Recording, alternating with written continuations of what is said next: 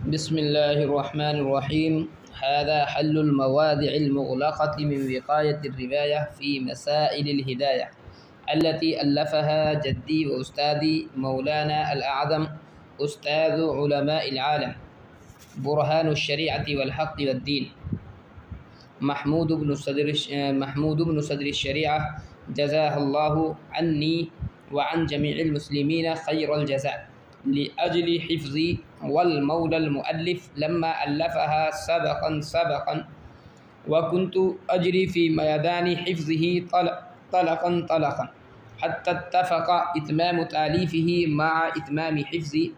انتشر بعض النسخ في الأطراف، ثم بعد ذلك وقع فيها شيء من التغيرات ونبذ من المحو والإثبات، فكتبت في هذا الشرح العبارة التي تقرر عليها المتن لتغير النسخ المكتوبة إلى هذا النمط. هذا حل المواضع المغلقة من وقاية الرواية في مسائل الہدایہ، یہ وقایا کے مغلق مقامات کا حل ہے۔ یہ وقایت الروایہ فی مسائل الہدایہ کے مغلق مقامات کا حل ہے، یا یہ بھی ترجمہ کر سکتے ہیں یہ وقایت الروایہ کے مغلق مقامات کا حل ہے فی مسائل الہدایہ، جو ہدایہ کے مسائل کو بیان کرنے والی ہے یا ہدایہ کے مسائل کے سلسلے میں لکھی ہوئی ہے۔ التی الفہا جدی و استاذی، جس کو تالیف کیا ہے میرے دادا اور میرے استاد مولانا الاعظم، سب سے بڑے عالم علماء العالم، دنیا بھر کے استاد علماء العالم، دنیا بھر کے علماء کے استاد برہان الشریعہ اور برہان الحق والدین محمود بن صدر الشریعہ نے، اللہ ان کو بہترین بدلہ عنایت فرمائے، عنی میری جانب سے، وعن جمیع المسلمین اور تمام مسلمانوں کی جانب سے، خیر الجزا بہترین بدلہ، لأجل حفظی انہوں نے اس کو تالیف کیا یا ترتیب دیا میرے حفظ کرنے کے لیے، اور مولائے مؤلف نے جب ایک ایک سبق کر کے تالیف فرمائی اور میں بھی اس کے حفظ کے میدان میں بتدریج چلا، یہاں تک کہ ان کی تالیف مکمل ہو گئی میرے حفظ کی تکمیل کے ساتھ، تو اس کے چند نسخے اطراف میں پھیل گئے۔ انتشر بعض النسخ فی الاطراف، اس کے چند نسخے اطراف میں پھیل گئے۔ ثم بعد ذلك وقع فيها شيء من التغيرات، پھر اس کے بعد کتاب میں کچھ تغیرات بھی واقع ہو گئے، ونبذ من المحو والاثبات، اور کچھ حصے مٹا دیے گئے اور کچھ حصے باقی رہے۔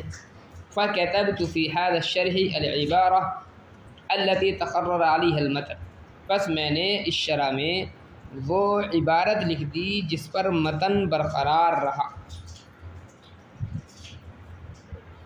پہلے لکھے ہوئے نسخوں میں تغیر کے بعد اس طریقے پر، اس عبارت میں شارح وقایہ جو ہیں عبید اللہ بن مسعود، یہ فرماتے ہیں کہ زیر نظر جو میری کتاب ہے یعنی شرح وقایہ، اس میں وقایت الدرایہ کے مغلق مقامات کا حل پیش کیا گیا ہے۔ وقایہ دراصل یہ ہدایہ کے مسائل پر مشتمل کتاب ہے جس کو میرے دادا نے مجھے حفظ کرانے کے لیے تالیف کیا تھا، اور چونکہ میرے دادا نے ایک ایک سبق کر کے اس کو لکھا تھا، اس لیے جب کتاب مکمل ہوئی تو اس کے بعد نسخے ادھر ادھر منتشر ہو گئے اور دور دراز علاقوں میں وہ پھیل گئے۔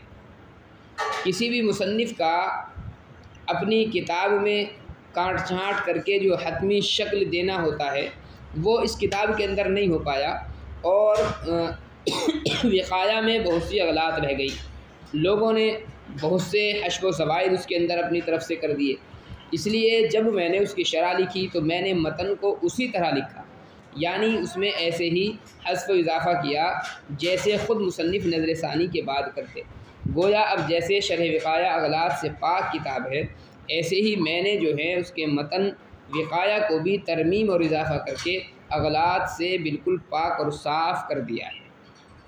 یہ اس کا مختصر سا خلاصہ ہے۔ کتاب کے اندر کچھ عبارت کے اندر کچھ مشکل الفاظ ذکر کیے گئے ہیں، ان کی مختصر سی وضاحت بھی دیکھ لیں۔ تو سب سے پہلے دیکھیں ھذا، یہاں پر جو ہے ھذا یہ اس میں اشارہ لے کر کے آئے ہیں۔ مشار الیہ جو ہے اس کا وہ کیا ہے؟ وقایہ کی شرح، یعنی شرح وقایہ جو ہے یہ اس کا مشار الیہ۔ اور اس میں اشارہ لانے کی یہاں پر دو وجہ ہو سکتی ہے، یا تو مصنف نے پہلے کتاب لکھی ہے اور بعد میں یہ دیباچہ لکھا ہے، اور لکھی ہوئی کتاب کے لیے اس میں اشارہ لے کر کے آئے ہیں، یا شارح نے کتاب تو بعد میں ہی لکھی ہے مگر اس کے جو مضامین تھے اس کو ذہن میں حاضر رکھ کر اس کے لیے اس میں اشارہ ذکر کر دیا ہے۔ پھر یہاں پر یہ بات بھی یاد رکھنی چاہیے کہ اگر دیباچہ پہلے لکھا ہے اور کتاب بعد میں لکھی ہے تو اس دیباچے کو ابتدائیہ کہا جاتا ہے، اور اگر کتاب لکھنے کے بعد دیباچہ لکھا گیا ہے تو اس کو دیباچہ الحاقیہ کہا جاتا ہے۔ دوسرا لفظ آیا ہے الروایہ۔ روایہ یہ مصدر ہے، روا یروی روایتاً باب ضرب یضرب سے، اس کے معنی آتے ہیں روایت کرنا اور نقل کرنا۔